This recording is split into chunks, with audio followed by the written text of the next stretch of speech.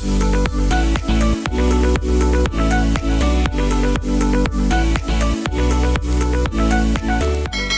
ako ngayon sa papunta ng Nomo coming from BF Resort Las Piñas kasi pupunta kami doon para mag pickleball nila Divine, Moby, Mika, DJ, and Biel at Oyo. Hi guys, we are here sa Nomo sa isang mall dito sa may Bacoor, Cavite dahil meron sila ditong pickleball club. Susubukan naming maglaro ngayon nila Moby, Divine, Mika, Yel, Oyo, tsaka MJ. Ito yung courts nila dito. Naisipan lang namin biglang subukan tong sport na to. Baka lang naman sakali na matutunan namin. Kasi di ba importante na ngayon ang medyo nag-exercise. Yan ang rates nila. Tapos, ayan yung parang reminder, court rentals. Kaya pag gusto nyo dito na malapit lang kayo dito somewhere sa Las Piñas, pwedeng manghiram din dito ng paddle. Paddle ba tawag doon? Ayan o, paddle rentals, non-branded, 100, branded, 150. Tapos ayan ang schedule na pwede kayong pumunta dito. To all players, please check in at our reception desk before proceeding to your respective courts. Hinintay lang namin si Divine tsaka yung mga anak niya para mag-start na kami. Ito, may mga naglalaro dito sa Nomo. Sana naman matuto ko. Gusto ko matutunan talaga ang pickleball eh.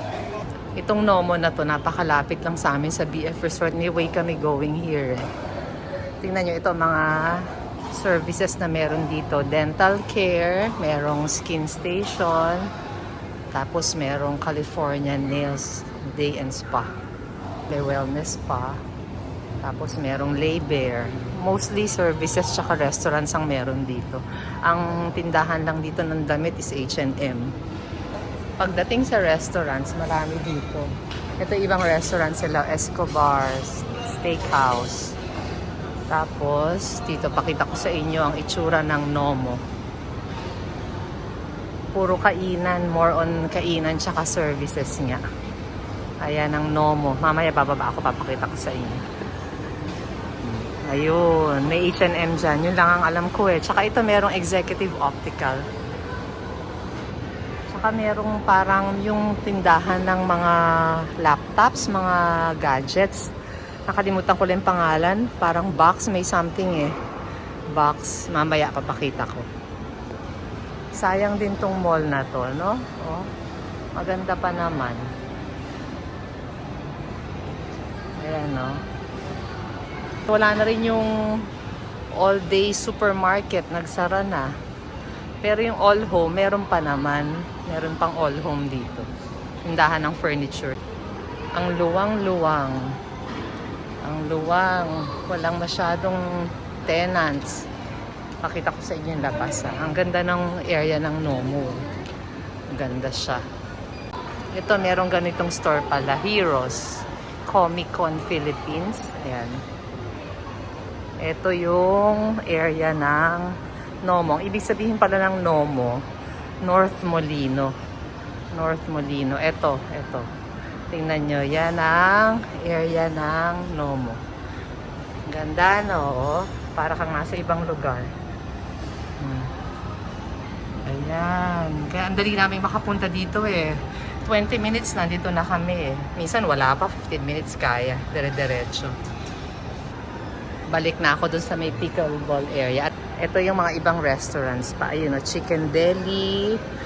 Meron din ditong Watami, Modern Shanghai.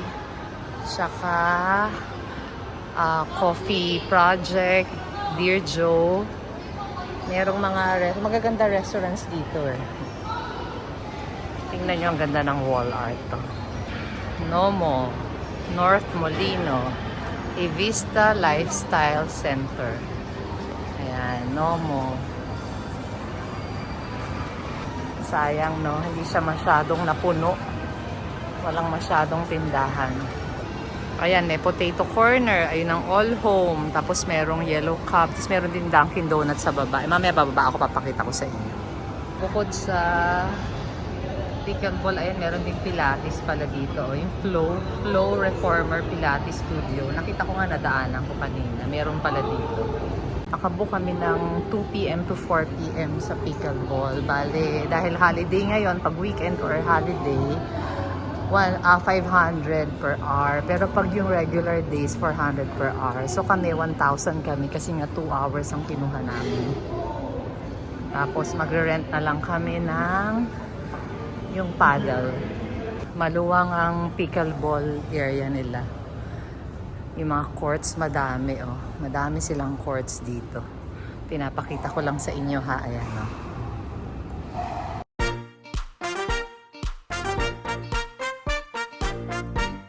Ito na, nag-start na kaming mag-pickleball. Kuno. Ayun si Mika. Oh. Si Oyo, si Mika, si Yel, si Divine, si Moby, tsaka si MJ.